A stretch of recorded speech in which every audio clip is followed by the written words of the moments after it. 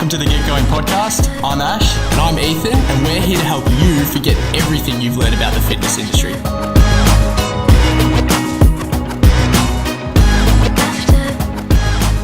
Alright, we're back with another Get Going podcast. Me and Ash here again. We're going to talk about some habits that you can include in your daily routine. How to improve your daily routine. How are we going to nail this daily routine? Well, my daily routine's on point, Ash. So Is it? I don't know. Tell me about it. What's your daily routine? Do you want to hear my full daily routine? Yeah, hit me with it. Alright, now my daily routine is a little bit intense, but I wake up same time every morning because it's easy to stick to. Which is what time? 4:30. Ooh, that's so 4:30 a.m. every single morning.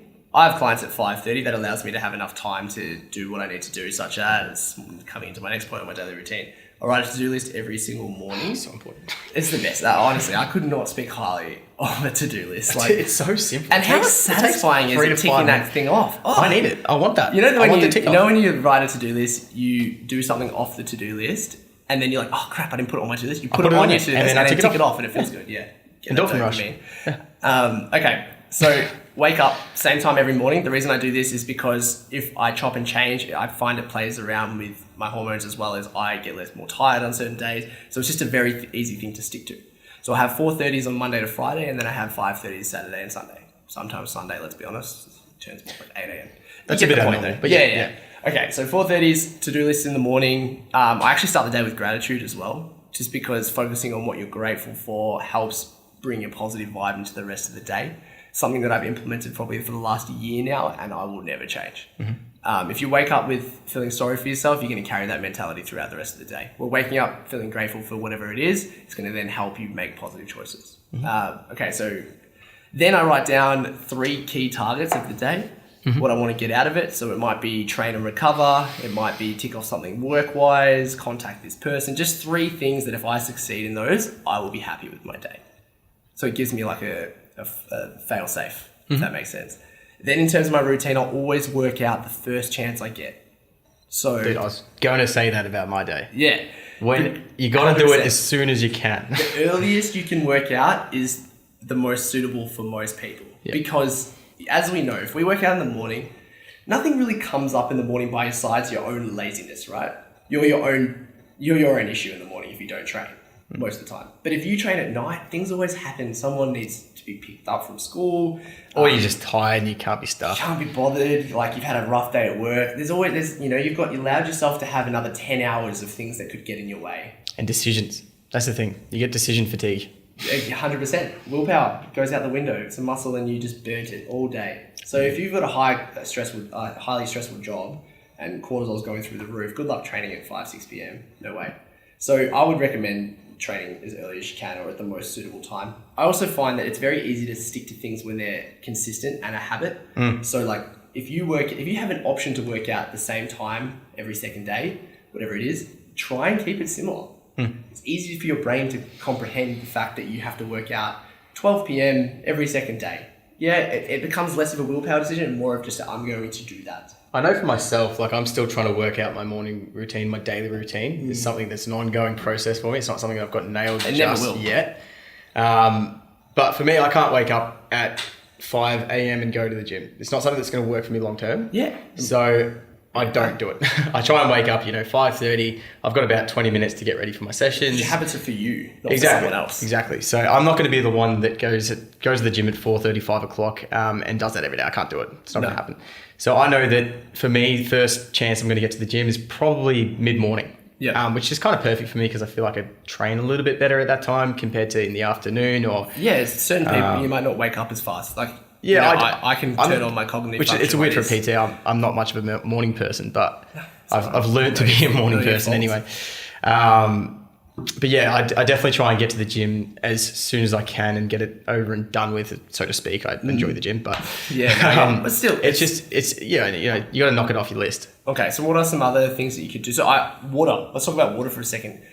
How do you go with your water? Pretty good. Better recently. So that comes down to some PD. So I was just listening to some podcasts. I think it was Aubrey Marcus again, and basically just talked about the positives of hydration. So I've made it a bit of an effort and focus to increase it a little bit. So when I wake up in the morning, I definitely have at least a glass of water straight first thing. That's one thing I've implemented as well. So like I've personally, water has been my biggest downfall. And one thing I have implemented habit-wise to try and fix that is I have a glass of water every single meal, which means I eat 6 times a day. So I'm having a minimum of 6 glasses of water. Plus, when I work out, I'll usually have 1 to 2 as well. So at least now, because of my habits, I'm getting 8 glasses of water where normally I drink nothing. So like, that's just a habit I've put in place rather than me focusing, hey, I need to drink water, I need to drink water, I need to drink water. I just glass of water each meal. Well, that's just one thing. So it's just a habitual change. It's Exactly. gonna affect the long run. And it's easy on your willpower, isn't it? Like, you don't have to. No, it's not a decision. It's not a decision. It's just something you say to yourself, I have to do this. It comes back to the decision fatigue. If you can remove all these small decisions, it's going to be much easier for you to maintain it in the long run. Definitely. Because you won't say no to it. What about your nighttime? Is there anything you do at night that helps you with exercise? Like laying out your workout gear is a good one. Yeah, I always have my clothes set out for the next morning because we wake up so early. I don't like to fidget around in the dark. So I actually write my to-do list before bed. I might have mistaken that. So I don't actually write. I write targets in the morning and things like that, and I'll refine my to-do list. But I actually write what I want to get done tomorrow the night before. You know, when I'm doing it the way I should. Because what I find is that I can go to sleep a lot more rested, knowing I can wake up tomorrow with a plan. And that might be as simple as for someone writing down, hey, I'm going to work out at 11:30 tomorrow. That could be it. That could be your to-do list. Just one little thing that you've done the night before and you're deciding. Because when you wake up and you know, if you wake up late and you're scattered and you don't do your to-do list and you're coming into work and then work gets ahead and it's too late. I was going to say that if you decided that you're going to do something in the morning, make sure you do it no matter what. Yeah. You know, if you're going to work out, you got to work out in the morning. If you're going to do a to-do list, you got to do that in the morning. If you decide the night before you're going to do it and then you don't, that's really going to set up your day in a very poor way. You're letting yourself down. You are. You're instantly starting with disappointment, which is not a good way to start your day. And then you're constantly trying to, you know, pick up from what you've let go in the morning. Yeah. So I think, and also it's important to set realistic goals in the morning too. Like if you're someone who wakes up at 8 or 9 a.m. to go to work at 10 or 9, whatever it is, and then you say, hey, I'm going to wake up at 4:30, like it's probably not going to happen, right? So then maybe set yourself a 5-minute earlier goal. So then that way when you wake up, you can write a to-do list, or 10 minutes earlier so you can prep a lunch, or, you know, these small little things that you can actually stick training, to. isn't it? Like you have to set a realistic goal or you're not going to hit it. I know myself. And it's going to be disappointing. I know myself if I say, hey, I'm going to work out. It's like when people say, I want to work out every single day, and then they only work out once a week. Starts Monday, Steve. I used to work at a gym, actually like a big gym, won't name it, but we used to look at the statistics of people that stay on, right? And the people that stayed on were the people that used to go to the gym 2 or 3 days a week and then slowly progress higher. The people that quit were the people that used to go 6 to 7. Which is crazy. Even in our makes experience, sense, right? We had people that start on like for sure. 5 days a week. When clients actually start with us at Get Going, and they ask for 5 or 6 days a week, we say no. We actually say no, like, hey, no, like as much as we'd love to take your money, like unless no. they have already been training 5 days a week. Exactly. If they're just coming from 1 day a week or nothing, and they're like, I want to train 4 times a week, 5 times a week, and they're happy to blow the money on it, we tell them reel it back in a little bit. Yeah. Let's start with 3, and then we'll increase once you've got a bit of a routine. Because we know that if you start at 5 or 6, you're going to have a freak out and you're going to drop out because it's not maintainable. You might not like it, but it's going to be the best I've been thing training for you. my whole life, really. And even to this day, there's still weeks where I struggle to get 6 or 7 in, you know? And I've been training my whole life. And these people have never trained before. And they want to do... And they're seeing a PT. Even the physiological effects of that, they're going to have DOMs so bad. And their CNS is going to be absolutely fucked. Oh, you can't go into it. It's just impossible. What are we talking about? Now, I've just gone completely off topic. So habits. But the other thing I was saying is, like I've spoken to another podcast, is I brush my teeth after my last meal, just so then I don't eat. Yeah, I don't have Uber Eats on my phone because I'm absolutely like terrible. I always say I'm one of the laziest motivated people you'll ever meet, in the sense that my actual decision making isn't fantastic and I'll always cheat. But what I have is a really good set of habits that allow me not to cheat. Yeah, so you understand that you don't have the best willpower to stop Willpower yourself. sucks. Willpower shit. You know that, and you've prepared for it, and you're not going to make those decisions because exactly. you can't. Because I force myself not to. Do you know the other day? That comes down to a routine. If you don't have the routine, you'd be probably blown out. You're not going to walk around with cookies in your pocket if you're trying to lose weight, right? So then you need to set yourself up with other little habits. If you're walking around with cookies in your pocket, throw them out. 100%. Just get them out of your pocket right now. Give them to me. I'm just kidding. But what I actually did the other day, which I think is something that people could use, is, you know, I work quite close to where I live.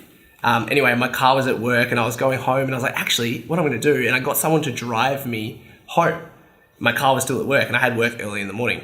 When I woke up in the morning, I had to run to work to get to work on time. Dumb choice.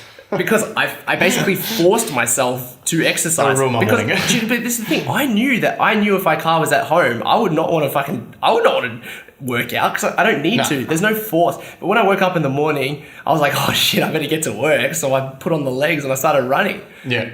Forcing yourself into situations where you have to do the thing that is most beneficial for you, right? Another thing I like to do is before I work out, when I'm feeling good, I write my workout plan when I'm feeling good.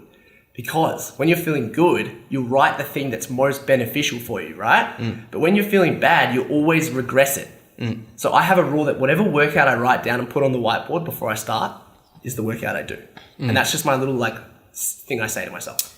I think that routines and daily routines really comes back to preparation, doesn't it? Really, and self-awareness. Self-awareness, yeah. If you prepare the day before for your routine the next day, you're going to be on point. You're going to have a really good day. And know your weak points is another thing as well. I know that my mornings, like you were saying, your mornings aren't that good, and my mornings suck as well. But by putting those little things in there that to make leaving my alarm clock underneath my bed.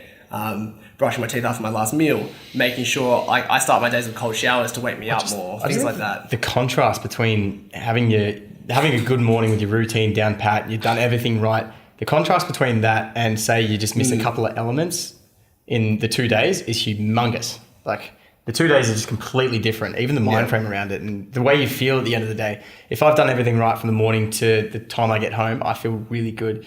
If I stuff something up or in the morning or whatever, I just don't feel like I've had the most productive day, or if I don't feel like I've done it right. Sleep is another thing, right? And then that will affect my sleep. Yeah, well, not only from a non-productive day, you're going to have a worse sleep. Yeah, for sure. And then because of the worse sleep, you're then going to follow it up with probably another non-productive day. So sleep is another thing that you can easily get a quick win. If you have a good night's sleep, you're probably going to wake up in a better time. And then you're probably going to kill the day a little bit better, which means you can go to bed with a better mind frame. Yeah. So turn Netflix off, go to bed. Yeah.